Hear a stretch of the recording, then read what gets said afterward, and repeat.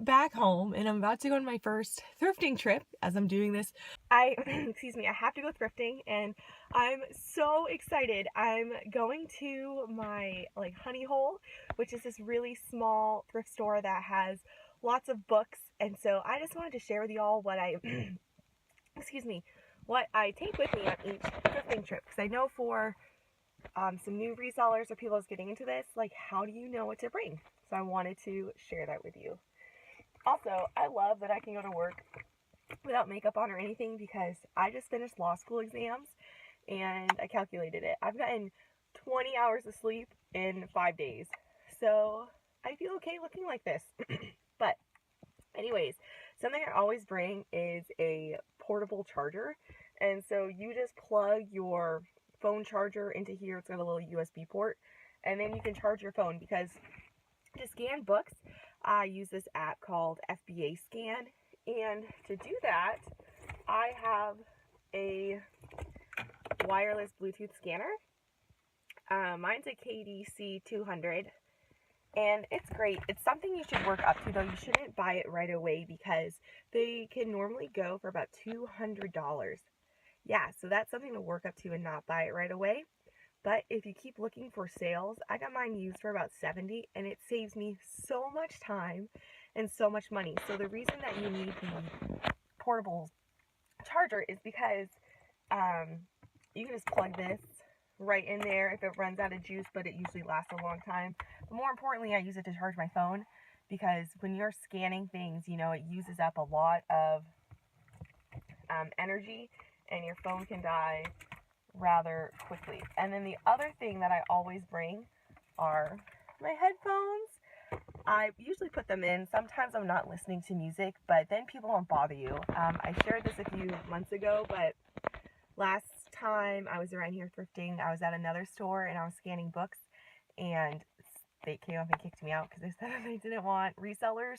But if you have headphones in, people don't bother you as much. And I know that's such a millennial and antisocial thing to say, but it's really annoying and tough and really gets you out of your groove when you're trying to scan books and people keep asking you what you're doing and talking about all this stuff. And I'm there to work and I want to be friendly, but sometimes it is nice to not have people coming up and asking you why you're scanning and doing everything, because then it can just get awkward. And then I also always bring my business credit card. Once you really start doing this, it's important for taxes and just your own sanity to have a personal account and then a business account. And then so I just have a business credit card through American Airlines, so I get miles for it, which is awesome, and it goes to the same account as my personal credit card. So I'll show you the store in a little bit. The other thing that's tough about the country is the store is about an hour away, so I envy all of you resellers who live places where thrifting stores that are great are close by. Guys, look at all of these books, and all of these are at least doubling my profits. And I've only done 2 shelves. And look, there's an entire room full of books. And I've only done 2 shelves, and there's more shelves behind me, and this is without scanning VHS tapes or games. So I'm so excited. And this is a great first day back to thrifting. I'll show you some of my finds in a minute. Hey guys, so I spent a total of 3.5 hours today at that thrift store that I was just at, and then I went to my sister's baseball game, so I gotta change look a little different. But y'all, I had the most epic reselling fail ever that I've ever had. Maybe not in the history of forever, because forever is pretty long, but it was pretty bad, and I'm gonna share that with you guys to, one, show you that reselling isn't just a walk in the park, and that I've been doing this now for almost a year, and I still make pretty epic mistakes. So I'm going to get to that. So those baskets that I showed with all those books in it, what I'd done is in my app, I had put the wrong amount in. So on FBA Scan, there's a place where you put how much the book is, and I put that the books only cost a penny, not $1. So when I realized that, I had to go through and rescan all of the books to see if they'd be worth me buying. And so I did that, and I put all the books that I wasn't going to get in one basket. And then this worker from the store came up and offered to help me, and they ended up bringing that basket and not the basket with all of the books that I wanted to buy up to the front. And I should have noticed that, and I didn't until I got home and I was writing out how much each of my books was going to cost. So I could be like, look at all this money I made. And I was like, what? Like, why are these all coming up like negative 50 cents? And it was because I brought the wrong basket.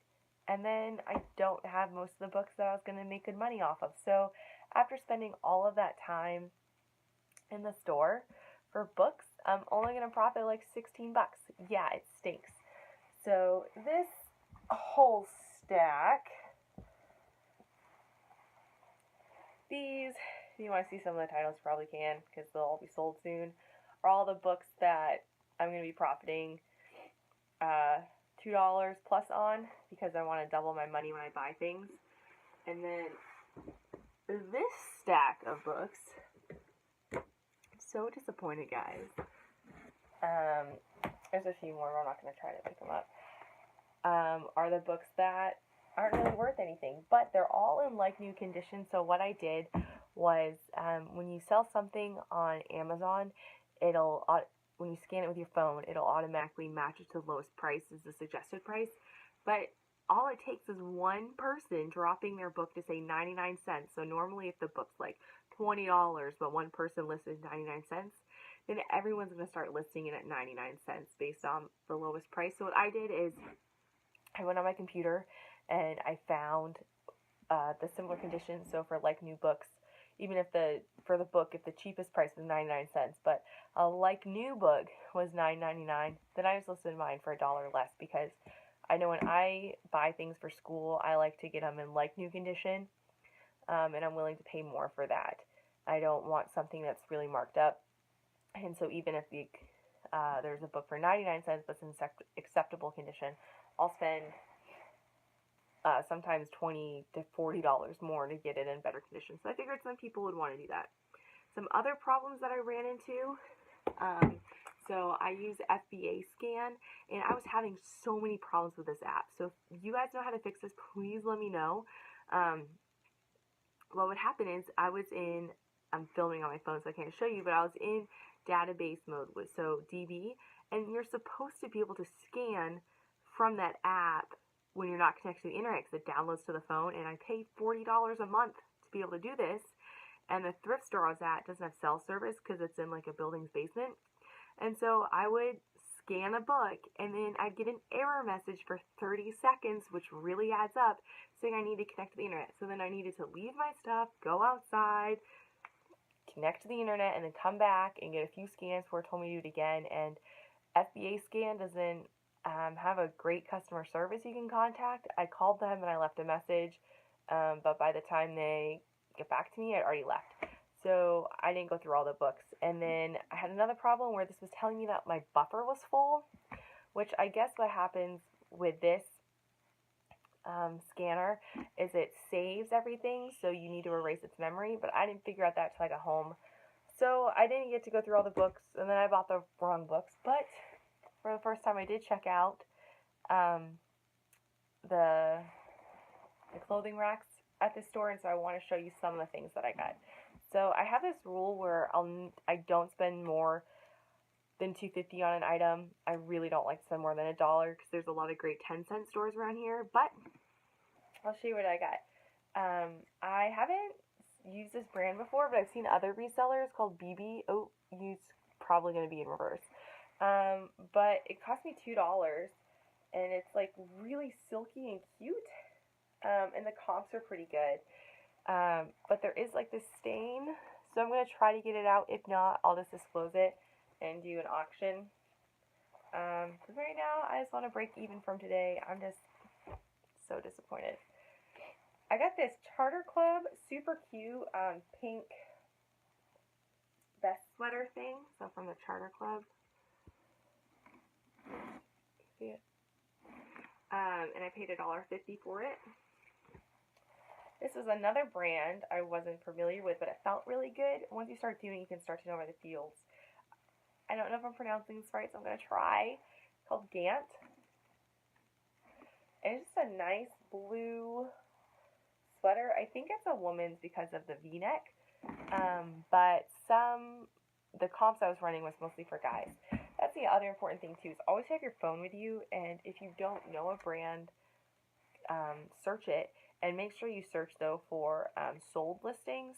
So, because you know, you could have this really not so great item listed for like $7.99, but if no one's buying it, you're not gonna sell it. So you're not gonna base buying it off of that. Also got the Zara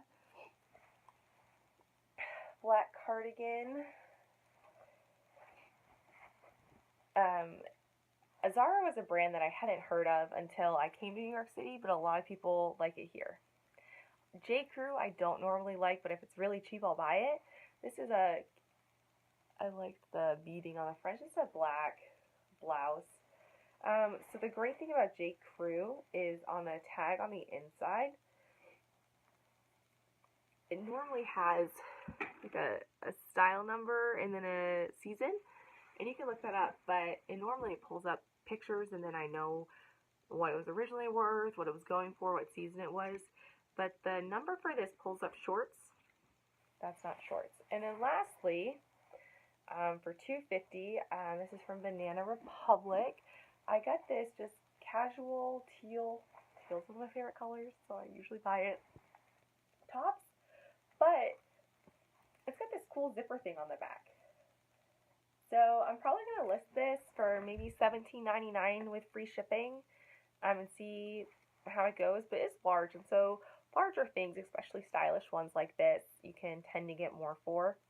Banana Republic, it's a staple brand, I guess. Some people call it bread and butter. You're not going to do super well off of it, but as long as it's fashionable like this, you should do okay. But that's what I got today, and it was a disappointing first day back at Reselling.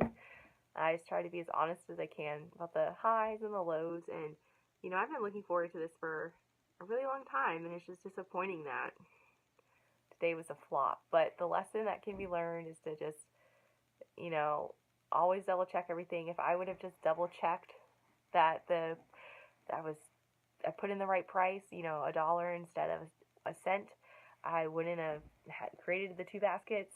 If I would have made sure that the worker brought the right basket up, I would have been fine. So just double check everything, and yeah. Alright, well, good luck reselling, and I hope my next few weeks of doing this before I become a summer associate at a big firm go well, because I've been looking forward to this for a long time. So, have a great day, and if any of you guys know how to fix that problem with FBA scan, please let me know. Alright, good luck reselling, guys. Bye.